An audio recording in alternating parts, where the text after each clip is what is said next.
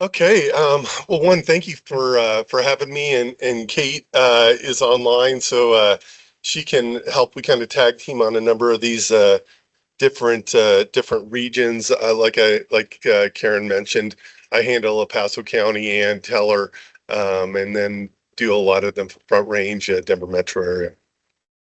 I'm going to touch on a number of grant programs. Some I'm going to walk through a little more in depth than others, but I wanted to give a good overview. Some of these programs, and just so you're aware, even as Sally had mentioned, there are things that Colorado Springs and El Paso County may be eligible for. In some cases, they may not. So I'll talk through which ones may be ones that are a little more for the larger jurisdictions, and then which ones are maybe a little more directed to rural communities and some smaller ones. All right. So as I mentioned, I handle the central region. Kate handles what we call our northern mountain range. She does Park County and then does a lot of the communities, Summit County and some of the other ones. So a little bit about DOLA. For those of you who don't know, we really are a state agency. We provide a lot of different services, local government services. We also do a lot of housing. We have our property tax administrator for the state is here. We do billing or assessment appeals. So if you don't like the valuation of your property and you don't get some good decision from the county, you can come to the state and get a final determination there. And as I mentioned, we do have our largest division, which is our housing one. I'll touch base on some of those as well. This is a quick rundown just for the regions. I handle the red area, and Kate handles the pink just to the west of myself. So we have 8 different regional managers that handle various subsets of the state, and it's a great opportunity and a good partnership that we have across the state of Colorado as a whole. All right. So I'm going to start with local government funding. I'll talk about some programs as it relates to that. And then I'll talk a little bit about some housing and some other types of funding opportunities that the Department of Local Affairs has. So our biggest one, I always call it our bread and butter programs, our Energy and Mineral Impact Assistance Program. This is revenue that comes from 2 different sources. One's severance tax revenue. The other is from federal mineral lease revenue. So federal, where they're extracting minerals and oil and gas, the revenue stream comes in as well. This has been one of our larger programs over the years. I will tell you just from the state budget constraints, there has been some kind of clawing back at some of those dollars from a state budget standpoint, but we still have the program. And in fact, we're in a current middle of a grant cycle right now. Just so you're aware, we have 2 different tiers. We have tier 1, which is up to $200,000. Tier 2 is up to $1 million. Both of them are 50-50 matches, so there's a match component there. But we also have a third one, what we call our administrative planning grants. These are non-cycle sort of grants. If you as a jurisdiction, city, county, or special district are doing something in a planning arena and may need some level of funding, help support that. We do have some funding that's not necessarily competitive in nature. It's more request financial need based, up to 25,000. The project itself can't be greater than 100,000. If it's greater than that, it just goes through our normal grant cycles. The other one, community development block grants. I'm going to touch on this because for Teller Park, not El Paso County. El Paso County is entitlement county, so they receive, and in fact, the city also is entitlement jurisdiction. They get a direct allocation of community development block grant funds. But for Teller or for Park County, you go to the state. The state takes receives community development block grants. We have 3 different areas. Our community development block grants, these are to help foster economic development purposes. There are some stipulations around there about job creation, some certain nuances regarding economic development, but this is a funding stream for economic development related purposes. Our larger one is our public facilities, so town halls, various public related aspects is under our public facilities area. Again, non-entitlement jurisdictions, which If you're in El Paso County, you go to the county. If you're the city, you're working on your own allocation. But outside of El Paso County, please talk with me. We do our community development block grants. We're kind of in the middle of this 2026 allocation cycle right now. And then the normal community block grant program. Again, this is based on disadvantaged communities, 70% or lower AMI levels. That's a service delivery that needs to be provided. But love to talk to you about that program if that's in your wheelhouse and is in a jurisdiction that would be coming to the state directly. Couple of community development grants. Many of the jurisdictions in this Pikes Peak area are in our Main Street program. This is a kind of an economic development one for really downtown areas. City of Victor, City of Cripple Creek, the City of Woodland Park is actually involved in our Main Street program right now. They get small grants for revitalization of the downtown corridor. A really great program, really coincides with your economic development strategy, which is great. The other is our limited gaming impact grant. This really attributed to impacts to gaming in communities that may be outside. So Cripple Creek, they get a direct allocation, but places outside of that that have an impact, many times we're seeing the county, the jail, the law enforcement services, human service operations. If you have a direct impact to gaming, either service delivery that you can track, and you have to track this, you can request funding and reimbursement from that. This is a reimbursement grant. You track the expenses over the course of the year. You come and request the funding the subsequent year. There's an impact committee that reviews all those. We're in the middle of that right now. I'll speak to it on the next slide.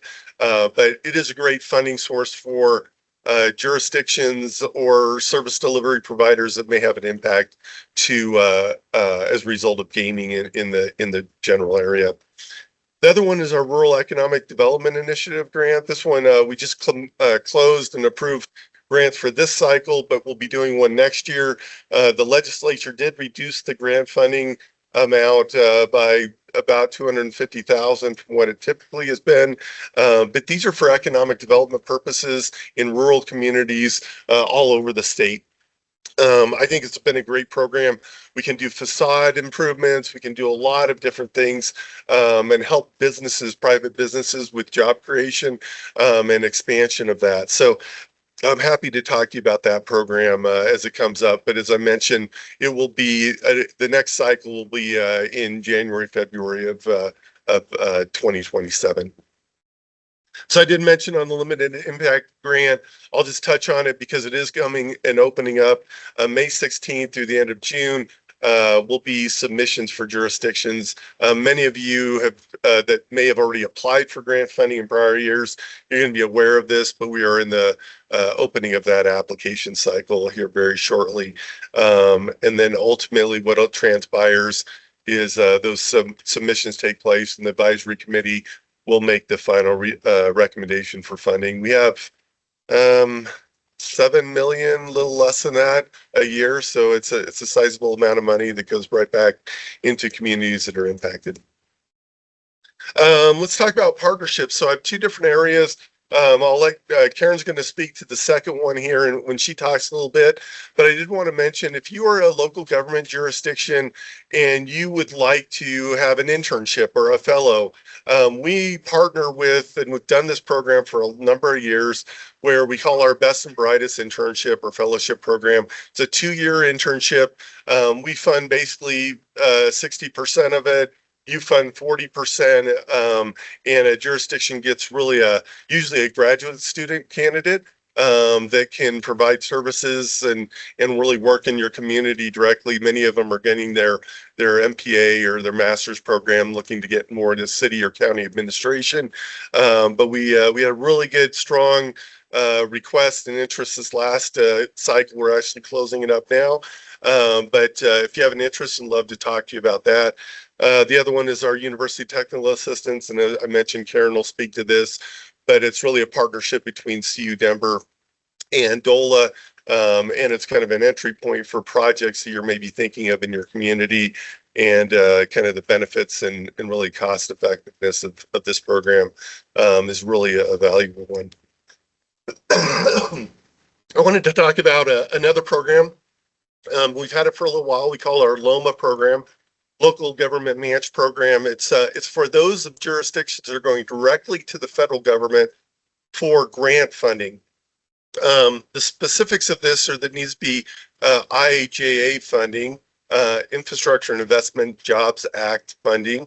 There's as much money there left, but there are some still grant monies, and we have dollars. The LOMA funds are state dollars that go to help match your local match if you're going to the federal government and their match requirements. So we do have some dollars there, and you can request those funding if you're looking to go directly to the federal government for a grant per se. We have a couple other grants. These are a little more specific, but they're really law enforcement related. So if you are a law enforcement agency and you're needing services or programs, we do have funding that we give back in the form of grants. And these are from kind of seizure funds that come through the course of the year. And so we help with local government jurisdictions there. There's a community crime prevention initiative. This was a grant, came out of a legislative measure a couple of years back. I will tell you, we aren't done with the legislative session. This is one program that's being reviewed by the legislature about whether to continue that or not. I always say until it's done, it's going to be on the list, and so we're going to try and keep this one this one viable, but it is a challenging one right now.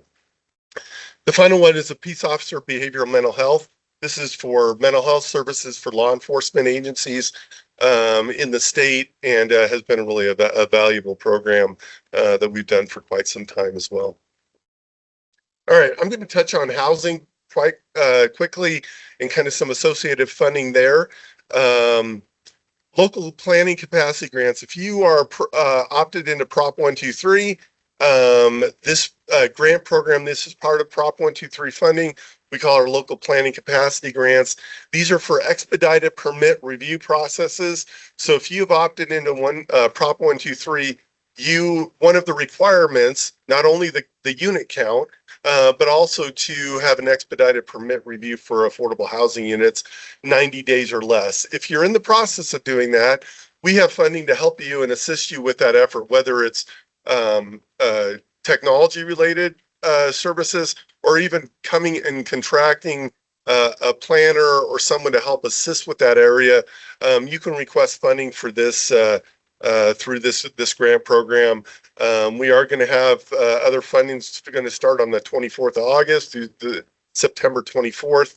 The expedited permit process needs to be done by the end of the year 2026, so December 31st.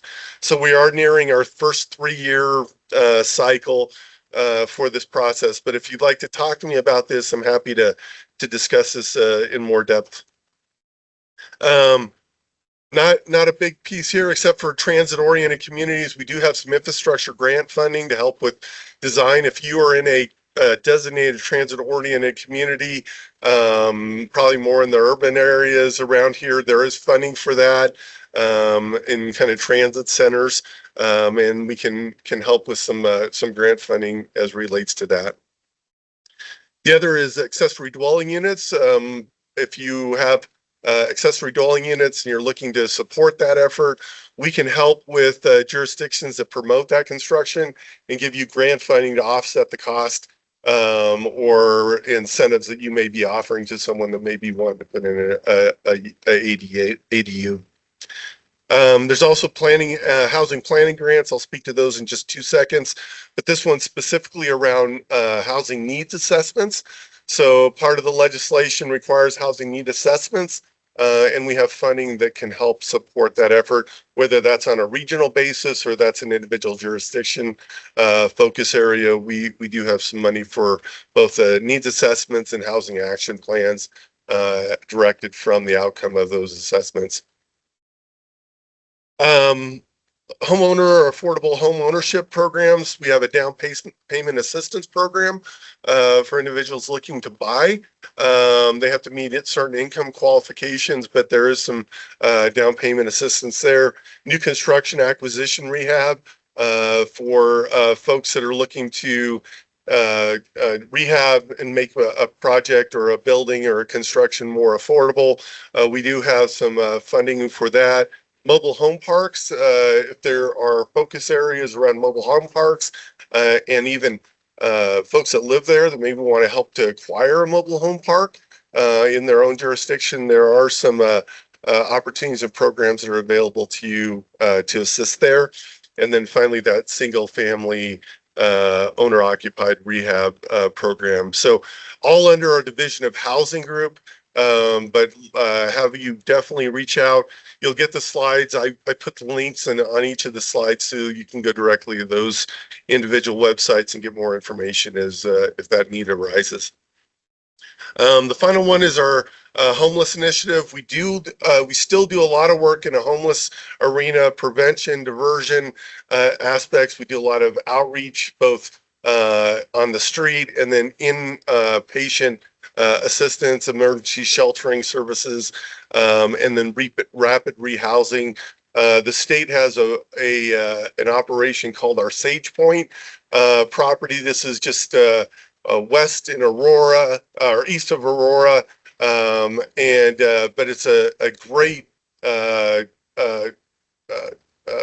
facility that has just been redeveloped and built, and you can bring folks if they need both housing assistance, but it also has a wraparound services for if you have detox or other conditions that may warrant needing more specialized treatment services. Sage Point is a great service, and we do have space for individuals if the need arises. I'll leave this last one, and it's a slide. We call it our local government funding guide. You can look it up if you Google it. You just Colorado local government funding guide.